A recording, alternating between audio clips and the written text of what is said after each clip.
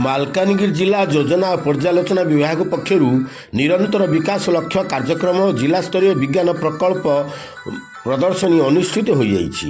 ମାଲକାନଗିରି ଜିଲ୍ଲା ସଦର ମହକୁମାସ୍ଥ ବୁଟିଗୁଡ଼ା ସରକାରୀ ଉଚ୍ଚ ପ୍ରାଥମିକ ବିଦ୍ୟାଳୟ ପରିସରରେ ଜିଲ୍ଲା ଯୋଜନା ପର୍ଯ୍ୟାଲୋଚନା ବିଭାଗ ଉପନିର୍ଦ୍ଦେଶକ ଗୋଲକ ଚନ୍ଦ୍ର ଦଳେଇଙ୍କ ଅଧ୍ୟକ୍ଷତାରେ ଅନୁଷ୍ଠିତ କାର୍ଯ୍ୟକ୍ରମରେ ମୁଖ୍ୟ ଅତିଥି ଭାବେ କନିଷ୍ଠ ମହିଳା ମହାବିଦ୍ୟାଳୟର ଅଧ୍ୟକ୍ଷ ଦୁଷ୍ମନ୍ତ କୁମାର ଜେନା, ମୁଖ୍ୟ ବକ୍ତା ଭାବେ ପିରାମଲ ଫାଉଣ୍ଡେସନ ଜିଲ୍ଲା ମୁଖ୍ୟ ରାଜାରାମ ମଲ୍ଲିକ, ସମ୍ମାନିତ ଅତିଥି ଭାବେ ପୂର୍ବତନ ସାହିତ୍ୟ ଏକାଡେମୀ ସଦସ୍ୟ ତଥା ବନବାସୀ ଗବେଷକ ସାମ୍ବାଦିକ ରତ୍ନାକର ଦାସ, ଶିକ୍ଷକ ସୁଶାନ୍ତ କୁମାର ସାହୁ ଯୋଗ ଦେଇ ନିରନ୍ତର ବିକାଶ ଲକ୍ଷ୍ୟ 2030 ମିଶନର ମୂଳ ଲକ୍ଷ୍ୟ ଓ ଏହାର କାର୍ଯ୍ୟକ୍ରମ ସମ୍ପର୍କରେ ସୂଚନା ଦେଇଥିଲେ।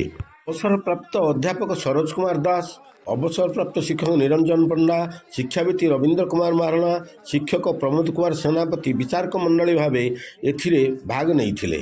ଶେଷରେ ସୁବ୍ରତ କୁମାର ମହାରଣା ଧନ୍ୟବାଦ ଅର୍ପଣ କରିଥିଲେ। ଦେଖୁଛନ୍ତି, ଆନନ୍ଦ ଅନୁଭବ କରୁଛନ୍ତି। ଏଇଭଳି ସାଇନ୍ସ ବା ବିଜ୍ଞାନ ଭିତ୍ତିକ କାର୍ଯ୍ୟକ୍ରମ ବା ପ୍ରଦର୍ଶନୀ କାର୍ଯ୍ୟକ୍ରମ ଗୁଡ଼ିକ ପିଲାଙ୍କ ମନରେ ସ୍ୱତଃ ପ୍ରେରଣା ଯୋଗାଇଥାଏ ଏବଂ ଏଇଠୁ ସେମାନେ କେବଳ ପ୍ରକଳ୍ପ ସମ୍ବନ୍ଧରେ ପଚାରିକି ବୁଝୁନାହାନ୍ତି, ବରଂ ତାଙ୍କ ଭିତରେ ଗୋଟେ ଇନୋଭେସନ୍